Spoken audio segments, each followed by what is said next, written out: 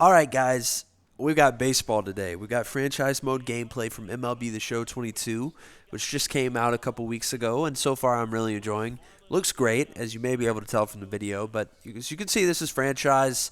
I'm the Giants. We're 4-3.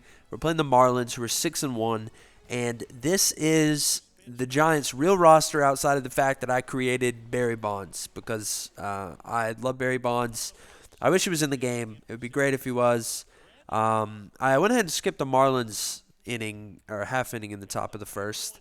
And something I want you to keep in mind as you're watching this, and just consider this a good opportunity to let me know what you think about the editing style of this video. Okay, so I've uploaded baseball throughout this channel's life cycle a little bit. This is not the first baseball that I've uploaded, but it certainly is constantly a question, I think, for me of how exactly to edit these. And there are a few ways to think about it, right? Like I could show you every single pitch of every single or of whatever game I'm showing you. And I'm playing quick counts, so that probably would put this video at about 35 minutes if I did that. I'm not going to do that. It's just not going to happen. As you can see, there's Barry Bonds. He's hitting 269.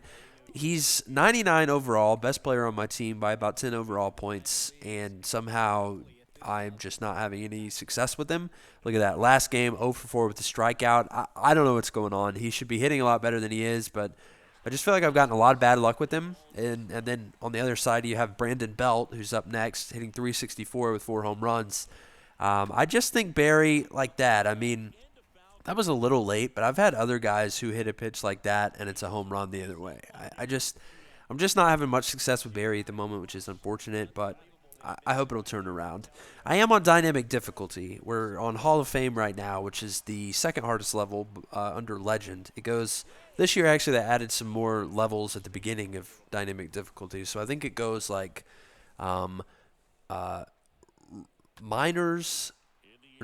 beginner, amateur, minors, rookie, and then veteran, and then all-star, and then Hall of Fame, and then Legend. I'm currently on Hall of Fame or Hall of Fame Plus. There are these little plus and minuses, or maybe just pluses between the levels. Pitching, I think, is also on Hall of Fame, so I think it's Hall of Fame, both. And I'm doing the new timing hitting, and I'm doing classic pitching. Personally, I love that, especially for franchise, just because it really makes the ratings mean a lot, and players really play to their ratings, which is what I want. I mean, I've never, the way I've always thought about these games is I don't want it to be just a straight question of stick skills. I don't want to just be the guy who did the best on the mini game of hitting and so did well. I mean, I really would like for the players to play to their ratings, especially in franchise mode.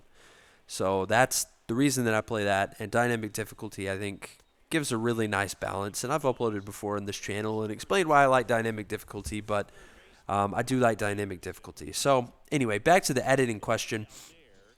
There is a bit of a question about exactly how to do it. The way I've done it here is I'm including the half innings where anything interesting or useful to the game happens. Okay, so that puts this video at about, 16 and a half minutes. And I'll go ahead and tell you right now that includes some of the sort of end of the game cinematics that the game creates for you. So, there's not really any need to say anything there. So I may even just stop talking but keep showing you the cinematics. So it's probably more of like a 16-minute video if you don't include that, which is a decent length, but it's a little on the lengthy side. One thing I thought about doing in terms of editing this is only showing you action plays. So, for example, if I start to count and I throw a ball and then I throw a strike and then I throw a pitch and it gets hit, I might cut out the ball and the strike at the beginning and then keep the action play at the end. But also, that may not really cut out a lot of extra time when I'm using quick counts, and it may greatly increase the editing time. So I figured the best thing to do is to just go with what I'm doing here, which is show you the full half inning of everything of any half inning when anything interesting happens, and just kind of go from there. You see Jorge Soler hits a home run there. I'm down 2-1. And that's cool. Win expectancy in the bottom right there. I don't know if you just saw it, but it showed the Marlins having a 66% win expectancy and the Giants having a 34% win expectancy, which is new in this game and I think is really cool. I've been a big fan of that.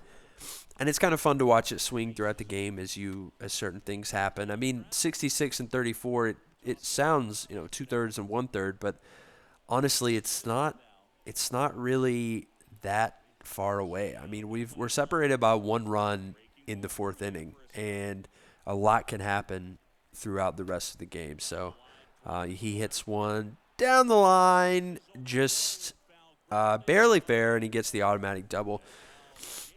But, at this point in the game, Alex Wood is not my best pitcher by any means, so I'm relatively happy with the way he's pitched, and just a little late trying to throw that guy out at third. I'm relatively happy with the way he's pitched and just keeping us in the game, which I think is all you need in a lot of cases. And I've managed to hit pretty well so far in this season.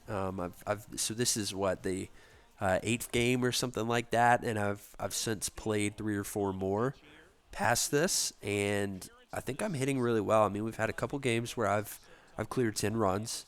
I've had a couple games where I don't think I've been shut out yet. I think worst case maybe I've scored 1 run. That's probably the worst that we've done. So overall, I'm hitting pretty well. I got a couple guys who are hitting really well. Brandon Belt is hitting very well. Jonathan VR, who it looks like I'm about to pinch hit with. I actually traded for Jonathan VR. So in past games, I've been a huge Jonathan VR fan. I mean, he's been a really good hitter for me. I don't know if it's something about his swing, something about his stance. I don't know what it is. I've just always hit really, really well with this guy. You see 318 there. 1 home run, 3 RBIs. I'm pretty sure I hit the home run after I traded for him. I traded for him pretty early. So he's hitting over 300. He usually starts at shortstop, I think, when we are hitting against a left-handed pitcher. And you see there he hits a home run, which I believe is the 100th of his career, if I remember correctly. So you love to see that. That's a clutch pinch hit home run. Brandon Crawford doesn't hit that well against lefties. And you now see we're up to 62% win expectancy for the Giants. Benefit of being the home team, I guess. But Brandon Crawford is my normal starting shortstop. Doesn't hit that great against lefties. Jonathan VR could hit against lefties and righties, but I think Crawford is just a little bit better against right-handers. Crawford is a left-handed hitter. Historically has hit pretty well against the righties, so he starts against the righties, and Jonathan VR have put in to start against the lefties. And I'm not afraid to pinch hit with Jonathan VR either. I do it all the time. He can play first, so I think he can play first, second, third, short, left, and right, if I remember correctly. So he can do a lot, and like I said, I don't know what it is. I've just always hit so well with him. I don't know if it's just something about his swing or what, but it's interesting. Sometimes you find guys like that who, for some reason, you just hit well with, and I like to always get them. And look at that. Swinging at a bad pitch for Barry. The average goes even further down. And Brandon Belt, meanwhile, is just lighting the world on fire. And this is nothing against Brandon Belt, but Barry Bonds, the player in this franchise, is 99 overall. Brandon Belt is something like, I don't know, maybe 83 overall. He's not incredible, but he is playing lights out. He works all kinds of walks. He's hit 4 home runs through this game, where we're like 8 games in. And he goes on to hit even more home runs. This is a kind of cool little cinematic between innings here. You see Jonathan VR celebrating his home run. Tied 2-2 at the end of the 8th. Roughly even on hits. And we go ahead and skip the 9th inning there, just because nothing really happened in the 9th inning. And we go to the 10th, at which point you see the runner on second. So this is a really controversial rule, but this is something that got added during COVID. Basically, MLB started including in extra innings. I think it was the COVID year when this started.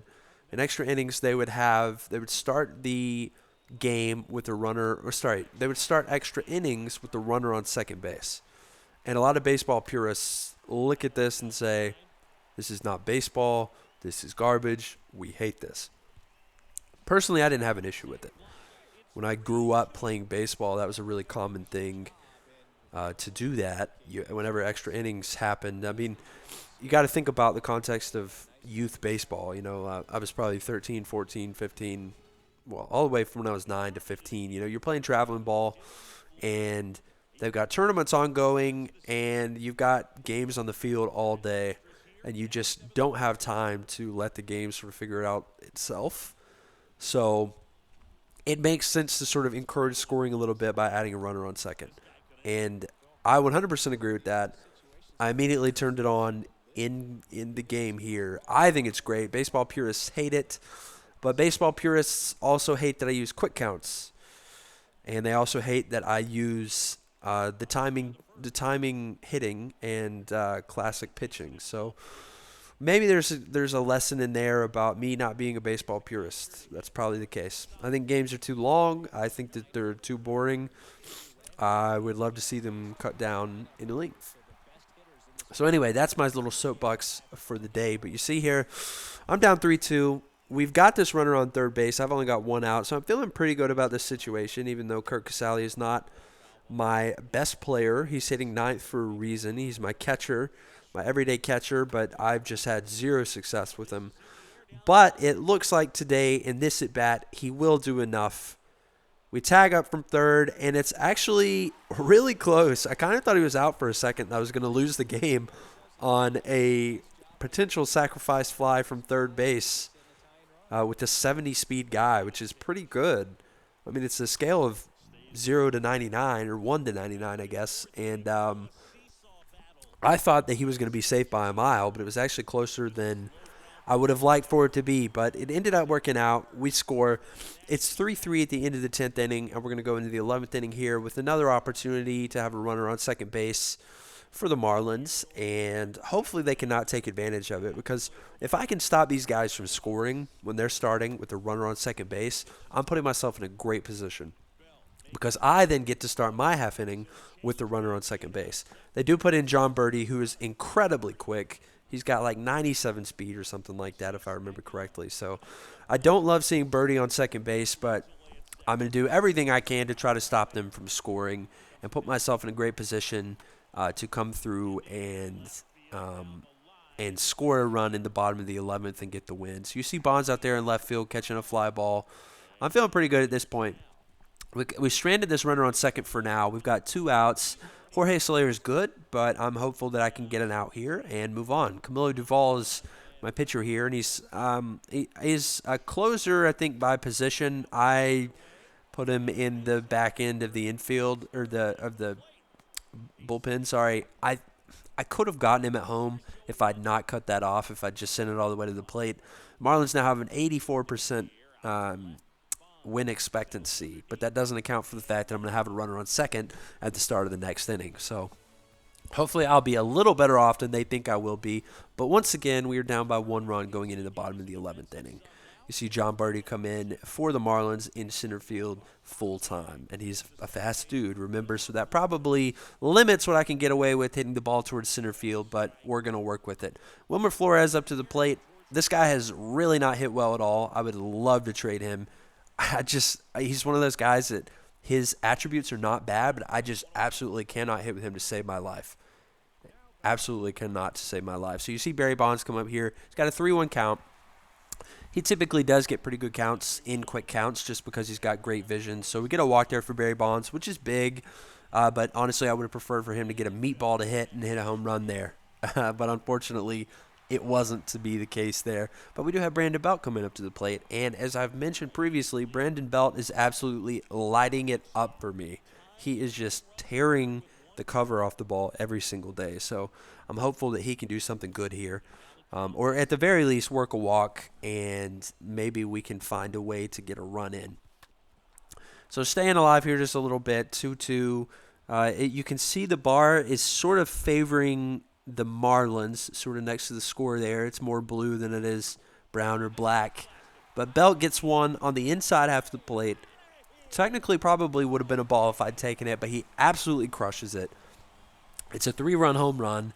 We win 6-4, and it was a high-drama game, and we worked hard for it, and we almost lost it a couple times.